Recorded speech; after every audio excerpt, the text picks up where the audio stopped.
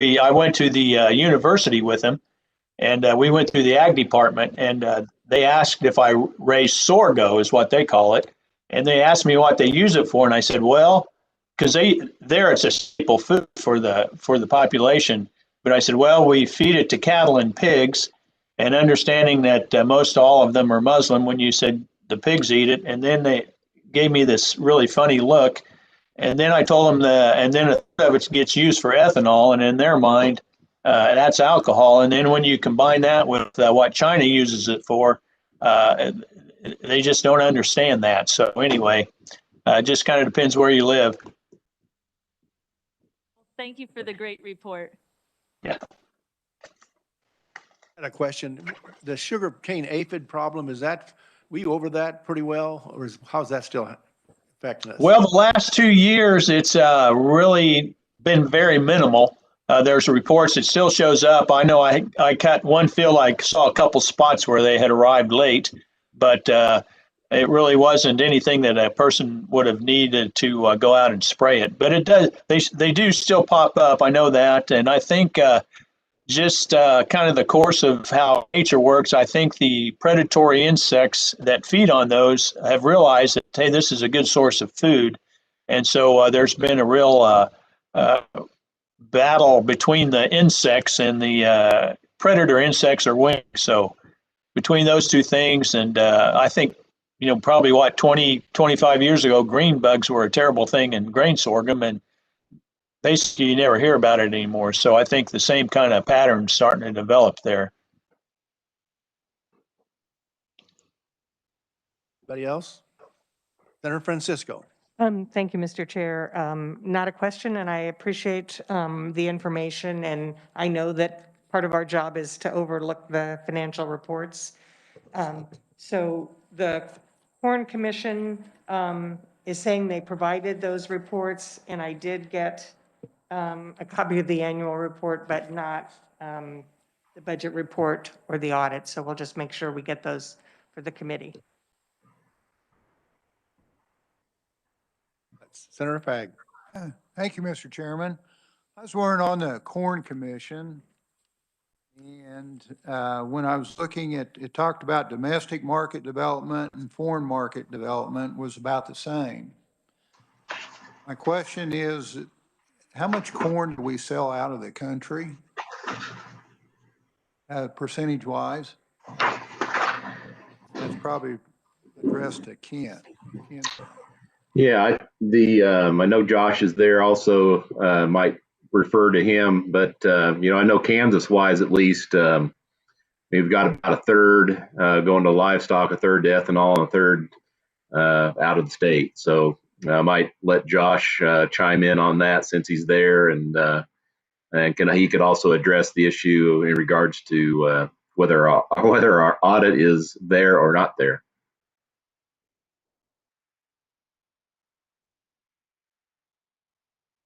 Good morning, members of the committee. I think we got feedback there. Josh Rowe with the Kansas Corn Growers Association. Good to be here. Exports out of the country will vary pretty widely on a given year, but our top export is to Mexico, just because we have the infrastructure in place. We can get corn on a rail in central Kansas, and it will be at the end user in Mexico within 40 hours. It's an amazing system through there. And I would say in a given year, you could use, for good round numbers, about 15 to 20% of the corn we produced will leave the country in corn form.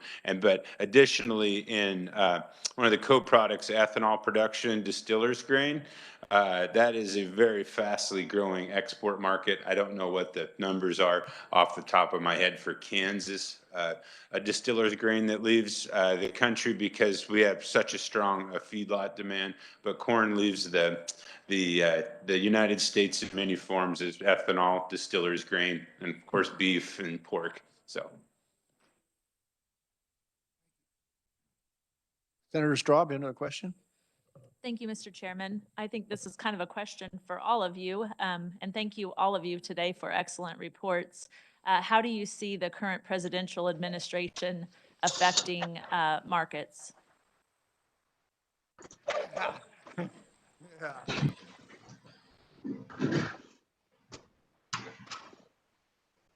Well, I guess I'll jump in there. I mean, I guess, I think that agriculture farmers recognize that our first job is to produce. And, there are things that we can't control and things that we try to have influence on in the political realm. But our first job, first and foremost, is produce fuel, food, and fiber for our nation and the world.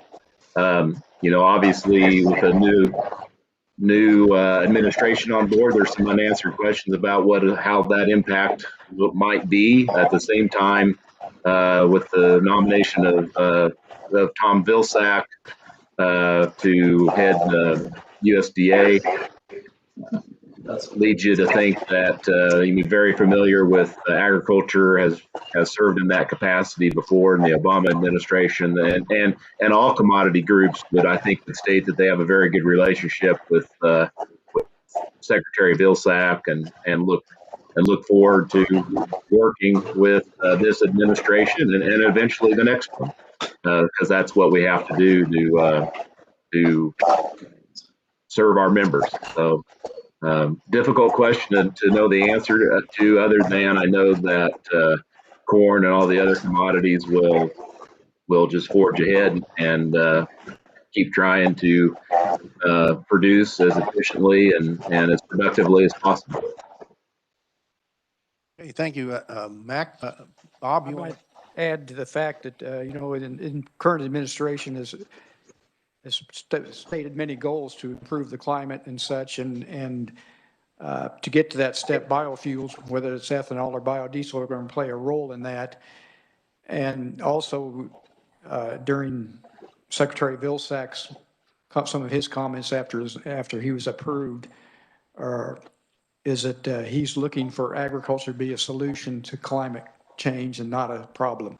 So that's always sounds encouraging to the farmers. So. Senator Pack. Thank you, Mr. Chairman. Mr. Hazelwood, this question is kind of for you. What percentage of sales go out of country? Yeah, you kind of gave the numbers, and I'm just trying to get a perspective of that. Normally, we used to say that at least half, every other row of soybeans went export. During the run-up before the trade dispute with China, it was probably pushing 60%, and half of that was going to China. But then I don't know, since new figures have come out, I don't know where we're at now in relation to that. So one thing I forgot to mention was that I'd like to introduce Caleb Little. He's going to be our new CEO.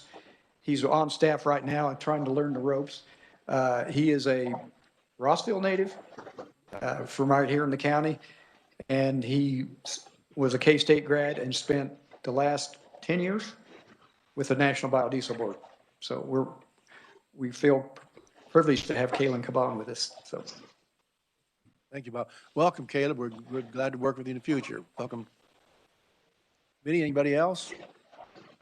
Not out of time regardless. So I want to thank you, commission members, for coming today, and those that are on virtual. Appreciate your remarks. I'm glad you could help participate in the meeting with all the information you provided. So with that, we stand adjourned. Have a good day.